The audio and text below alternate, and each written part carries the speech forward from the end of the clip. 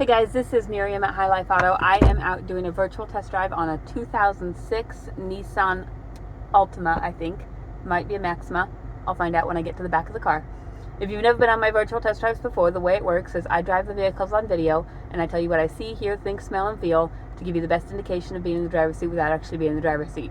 I'm not a mechanic, and this is not meant to be a 182-point inspection. Rather, this is meant to be a sneak peek into how the vehicle drives and any potential issues I notice as we're going along. So we'll take a look around the vehicle, we'll take a look under the hood, and then we'll go for a drive. And we just got this one in from the auction today. I have not ever been in it, so I'm learning everything along with you. All right.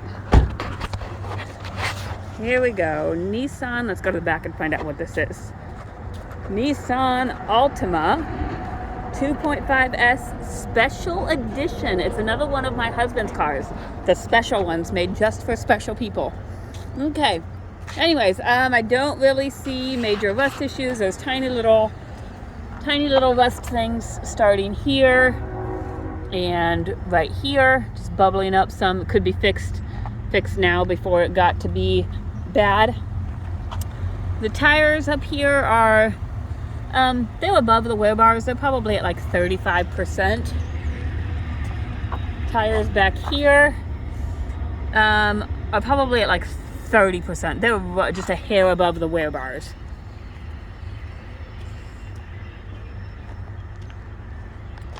The back looks pretty decent. You've got the same rust on this side right there, just on top of the wheel well.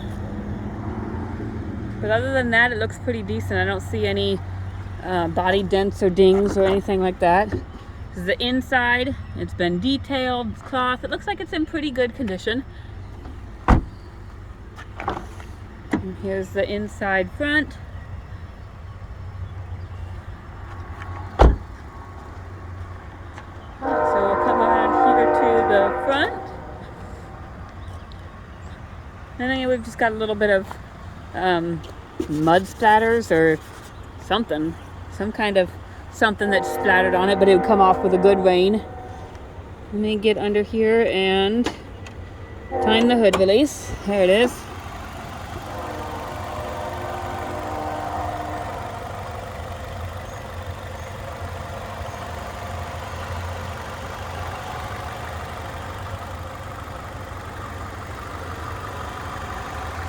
Battery looks a little bit old, but it started right up this morning. Looks like over here you've got the outside. There's usually a white cover that goes on the back of that. That's missing. You can see over here it's just a white pretty piece that kind of protects the wires and stuff. So if you wanted to get that, you can get that at probably a salvage yard for less than 25 bucks would be my guess. All right, inside. Passenger side window goes down. Rear passenger side window goes down. Rear driver's side window goes down. And the driver's side window goes down. Right over here, I've got 209,674 miles on here. Seatbelt light, but no check engine lights or anything. And I've had this thing running for probably 20 minutes. I started it and then I got to talking with a dealer friend of mine. So your temperature gauge is right there in the middle. You're good and safe there. No check engine lights, nothing like that. Let's see if we can figure out.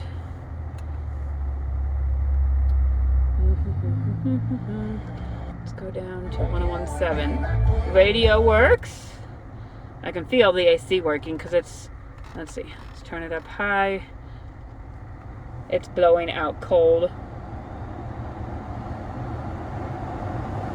I'm going to turn the heat on and the AC off and see what we get there. And we've got hot heat coming out too, so both your heat and your AC work just fine. I'm going to turn those off so that I can hear the car as I'm driving. Put my seat forward because whoever drove this last was tall. One thing I did notice as I was driving it, just over here, there's this is where you can go into the auto stick feature, and it's really easy just to shove that over to third, and then it'll just drive funny if you do that, because then you're starting out the car pretty much in third gear, which as opposed to the drive, which is an automatic. It'll start you in first gear, it'll move you to second gear, that kind of thing. So you just gotta watch your hand. If you start it and it feels kind of weird, then you're probably in third gear. And it shows up here too. I'll show you. There's the D. Now I'm in third gear, and it just doesn't drive quite as smoothly because it starts the car in third gear. Anyways, just a random note that I noticed as I was driving it. I also, you saw on the motor that it said CVT on that motor. So with all of these cars, mostly like Nissans and Hondas and that kind of thing, I explained what a CVT is because a lot of people don't know, and so they don't understand how to drive them. There's nothing different about driving them except just how you perceive it. So we are built and we learn how transmissions go. They shift up to like 3,000 RPMs, and then you can see them shift, and then it shifts down, and then it shifts into second gear, and it goes up to 3,000 RPMs, and it shifts down, and it shifts into third gear. And so a lot of times if you're one of those people who watches the RPM gauge, you'll see it go up to like 3 and then drop, and 3 and then drop, and 3 and then drop until you get into overdrive. So with the CVT transmission, it doesn't do that. It's always shifting, and you never see it shifting. So I've got a lot of people that don't understand these transmissions, and they come in and they're like, hey, your transmission's not shifting. And then I have to explain to them what it's doing. So it always shifts. So it'll just go as hard as you press the pedal. So if I start the pedal and I'm just holding it at like 2,000 RPMs, that's how it's going to go. It's going to stay at 2,000 RPMs until it gets up to speed. If I press the pedal down and I floor it, it's going to go up to like 4,000 RPMs and just hold there until it gets up to the speed I want. So it's just a different way of a car running. It's not a bad thing.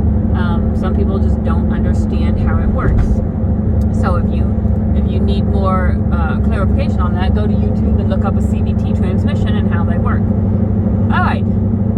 After all that was done, after my little soapbox, so I'm up to 60, driving smooth. I don't hear any suspension noise. I'm gonna check my cruise.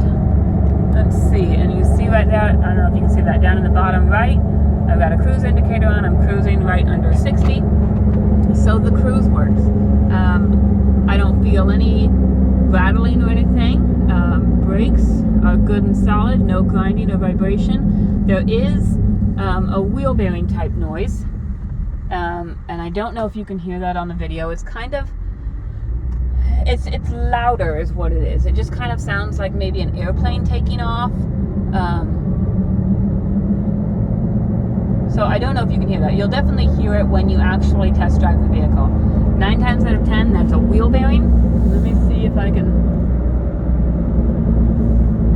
get over. And it doesn't go away. A lot of times it'll go away when you switch, when you turn the car, it'll go away because you're putting less pressure on the wheel bearing. And the one that you're putting less pressure on is the problem one.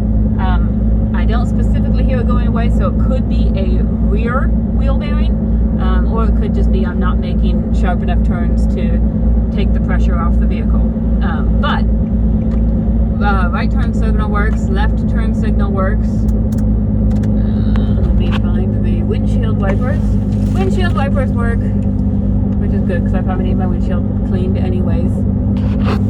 And a new thing, I have to try the horn because I had a customer come in the other day and said, hey, the horn doesn't work on a different car. I'm like, oh, I didn't know that. Okay, so you just heard on my video, horn works on this. Sometimes things happen. Sometimes fuses blow on horns and that kind of stuff. So just little things that now I'm adding to my list as I go.